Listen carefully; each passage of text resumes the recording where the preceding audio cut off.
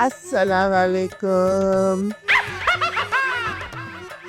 नथा जवाब दे करो कुछ अंगूठे ते मोतिल में जवाब टिनो न अदा नूर दा बुरल केड़ा हाल न खुश हो चाप चंगा भला मच्छी फलो नंढो वडो रिद बकरी छेलो डांद डांदारी बेल चोटी कमहर गोगो वोण सर सारियूं बरसिंग छटालो कड़क जोर बाजरी सफ़ा मन लगा पे आयो न आहा केड़ा अच्छा मुंह भेलो कयो वेठा आयो फैसलो तव्हांजे हक़ में थींदो हरू जे करे असां मां ख़ुशि हूंदो त असांजे हक़ में फ़ैसिलो कंदो न उहा आहे ॾिठो हंदी पार्टी जो ज़ोर बार न थई ॻाल्हि वणी त ठीकु आहे न त मजबूरी आहे थोरो घणो हेठि मथे थियणो पवंदो आहे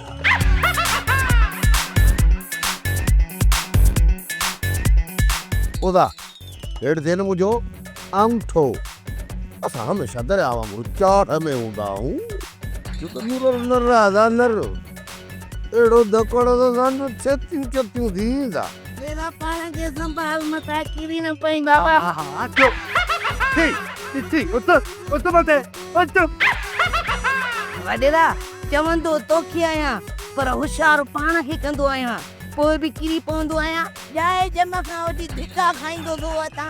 हाणे पाण खे संभाल त छा चवंदा त वॾेरे हरू खान जो नौकर सरू पतो धिका थाबा खाईंदो थे समझी न समझी छा समझी समझी वडेरा खाई अच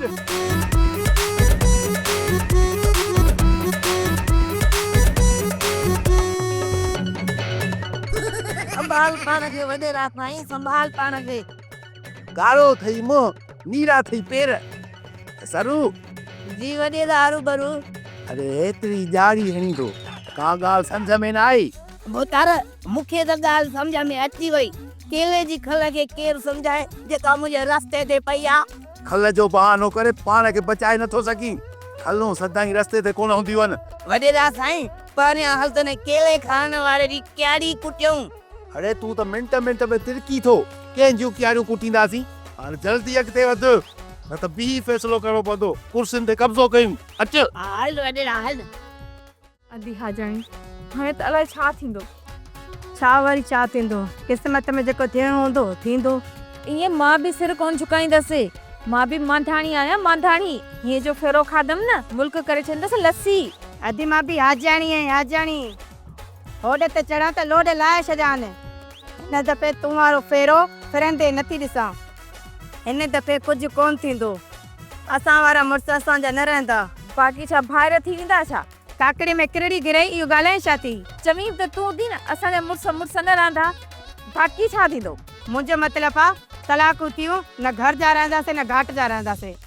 ॿारनि जी दरनि ते घणा साल रहंदासीं हा चवीं त सही थी तलाक वारी माई सां केरु शादी कंदो हिन लाइ चवां थी साईं सावक वारे जी गंढ ॿध तॾहिं सणाई थींदी अगरि पैसनि जी गंढ नथी ॿधे त ख़ैरात करे छॾ चवीं सच थी साईं सावक वारो पाण ई सणाई कंदो तलाक ताईं ॻाल्हि कोन वेंदी ईअं ई पाण में निबिरी वेंदासीं पर नूरलो बूरल ज़िद जा पक्का न ऐं उन्हनि जे गंढ खे धोअण ॾाढो ॾुखियो आहे बसि मां पैसनि जी गंढ ॿधां थी साईं सावक वारो पाण ई सणाई कंदो वारो कर त इहो कमु कर सोप सीरियल जहिड़ियूं ज़ालूं तहिड़ा मुड़ुस तमाम एपिसोड्स ॾिसो HD क्वालिटीअ में विज़िट करियो असांजो YouTube channel Sindh TV HD drama subscribe कयो असांजो official YouTube channel Sindh TV HD drama ऐं वधीक अपडेट लाइ बेल आइकन खे क्लिक करियो।